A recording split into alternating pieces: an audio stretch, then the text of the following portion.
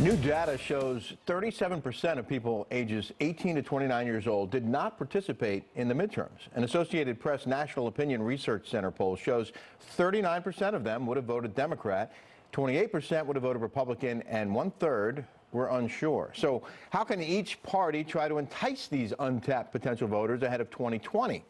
Let's bring in our panel. Beverly Hallberg is president of District Media Group and host of the Filler Words podcast. And Dave Brown is a Democratic strategist and former senior advisor and committee counsel to Senator Patty Murray. Welcome to you both. Thank you. So this does not sound like breaking news to me. I mean, aren't young people traditionally underrepresented at the polls, Beverly? Absolutely. I mean, we're used to millennials getting out there and wanting to protest or talk about their favorite causes via social media. But when it comes to turning hashtags into I voted stickers, we don't see them mobilize. Now, for Republicans, this isn't necessarily a bad thing. Traditionally and statistically, millennials tend to vote for more liberal policies these days, even leaning towards socialism. It's only as they enter the real world, get a job, try to start a business, that they realize conservative policies are better for them. So what Republicans need to do is not just talk about the facts, but talk about how that directly impacts young people as they're starting their careers. Dave, I thought that there was a push to get these young people to the polls this time around, and maybe it didn't work? Well, there was a push, and I think you saw the very important and effective results of that push in battleground states like Texas and Nevada, both of which saw a fivefold increase in the number of voters ages 18 to 29 who voted early. And you know, Beverly is correct that millennial voters typically do favor Democrats. In fact, I think the number is around 62% of those millennial voters who voted in the midterms voted for Democrats. So you know, I think what is striking to me about this, Rick, is while there's still work to be done, certainly in terms of mobilizing younger voters to the polls. You know, when they were inspired by candidates like Beto O'Rourke in Texas, and when they were mobilized by issues that really matter to them, and some of those issues, by the way, are pocketbook issues. I think Beverly was being a bit unfair in saying when they get a real job. In fact, I think a lot of millennial voters are waiting for members of Congress to actually focus on kitchen table issues that matter to them, like college affordability, housing, and the like. But when those issues are on the table, we saw young voters come out in droves, and that was a really good thing this cycle. I thought we had those issues this time around, Beverly. Wasn't there plenty of reason for everyone to go out and vote?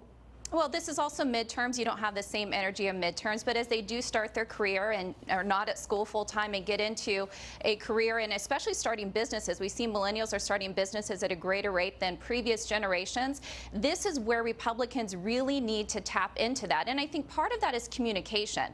Even Beto O'Rourke, one of the things he does really well is he's a good communicator. Barack Obama, who mobilized millennials, a good communicator.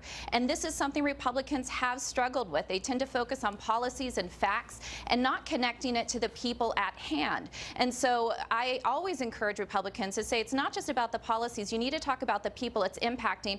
Part of that is celebrating tax cuts. Part of that is also going to be making it permanent to help millennials. Dave, I would think all they have to do is text them, right? Just reach out to them on their phones and they'll show up. I mean, Rick, you're right that there are a lot of really novel ways of communicating now in campaigns, and texting is one, using social media platforms like Snapchat, Facebook, et cetera. I mean, all of those tools are in play to mobilize millennials. And I think that Beverly makes an important point that applies to both Democrats and Republicans in terms of, you know, how we are telling our story and how we are appealing to voters by really invoking a narrative that resonates with them. But I want to make one other just observation, Rick. I think we would be doing ourselves a service as a country if we make it easier to vote. And what I mean by that is having an actual national holiday for Election Day. If you think about a lot of the folks who didn't vote, many of them make less than $50K a year. Many of them are not college educated. It's not always easy to take time off from your job to go stand in line for 4 hours. And so I think we need to have a national conversation about how we can make it easier for people who are legally entitled to vote. Sounds like a great idea. Yeah. Meanwhile, Nancy Pelosi inching closer to returning as Speaker. What is still needed for her to regain that role? Beverly?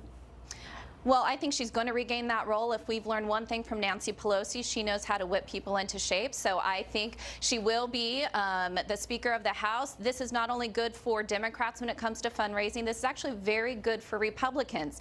She's one of the individuals on the left that raises a lot of money for the right. There's a reason why Donald Trump was tweeting out and saying that he likes her and he hopes that she's going to be the Speaker of the House, and she's earned it.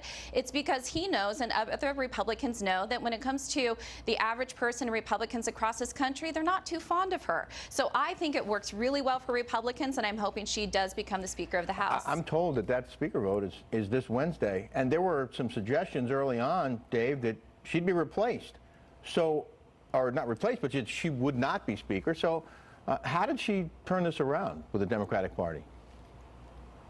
Well, look, Nancy Pelosi is a master at vote counting and whipping, and she's been an incredibly effective leader for the Democratic caucus for a number of years now, and I think it's pretty significant, even having President Obama, former President Obama, come out with such strong support over the past week. But look, you know, bottom line, I think there's a healthy debate happening within the Democratic caucus. I think it's important that younger members have a seat at the table. 26 of the House members coming into this new Congress in January are going to be younger millennial members, and so that is, you know, that's an important conversation that's happening, and I think that what you're seeing sort of a natural internal negotiation among the different groups that comprise a very big tent party, which is the Democratic Party. The president, she's going to be Speaker, and you know. Yeah.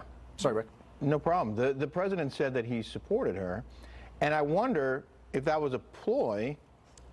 And that he actually, while he did want her to be Speaker again, maybe he said it thinking that people would think he really didn't want it, so that they would make her Speaker. Beverly, am I reading too much into this? No, not at all. I think that's exactly what it is. I think he's trying to use it to his advantage. But I would point to, if Nancy Pelosi is Speaker of the House, when you look at the two Democrats that would be underneath her in leadership, you're looking at an average age of almost 80 years old, leading the Democrats in the House. When we talk about millennials and what can reach out to them, I'm not sure that this is the answer for Democrats. You actually have younger people running the Republican side. So I think Republicans have a huge opportunity to say, we understand young people and we stand up for policies that benefit them. We will see what happens. Beverly Hallberg, Dave Brown, we're leaving it there. Thanks very much for being with us. Thank you. Thank you.